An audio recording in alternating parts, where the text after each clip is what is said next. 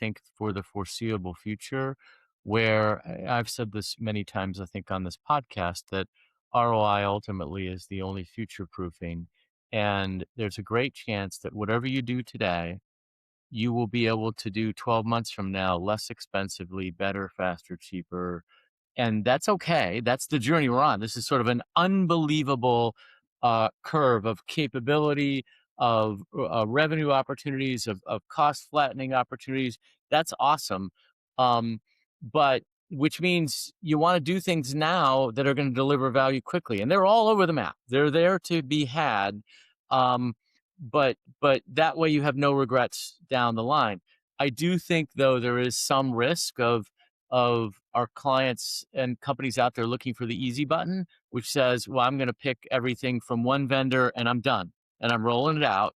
And that's just not going to cut it right now, because value's unlocked through putting these things together in just the right way with bluntly with again, sort of focused on the business value, the business opportunity, the business use case, and sort of take what's there.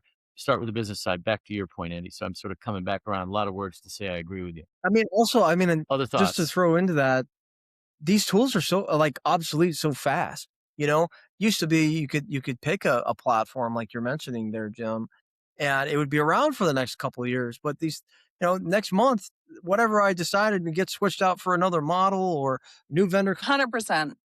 And I think perfect example, we just did some benchmarking across 5 different models using the same agent. And here's where the scaffolding matters. Your scaffolding should allow you to throw out one model, replace it with the next, throw out that model, replace it with the next. You need to be able to iterate on that. And with the 5 different models, significant difference in the business outcome, the value of the business outcome across the 5 different models. And each one leapfrogs the other. So you have to make sure you have your data correct, but also your context. I know we touched on this a bit earlier.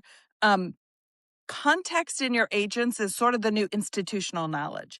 You used to have institutional knowledge spread across, 10 different people for a particular problem, or hundreds or thousands. You need to have that context in your agent to make sure you're surfacing the right answers. And that context needs to be relevant to the data that it's delivering. But again, I think the key thing is keep that context updated as you update your models. Make sure your scaffolding allows you to throw out the latest, the last model, and replace it with the latest each time a new thing comes out, so that you are future proofing the value of your agent. I know the model companies are not going to want to hear this, but at some point, we're in a place that says, hey, it's almost like electricity coming out of the wall, and maybe they're slightly different, but plug in one, plug in the other, plug in the next. And depending on the agentic use case you've got running, one may be better than the other, but the flexibility to swap out and sort of plug into the different outlet, if you will, is huge.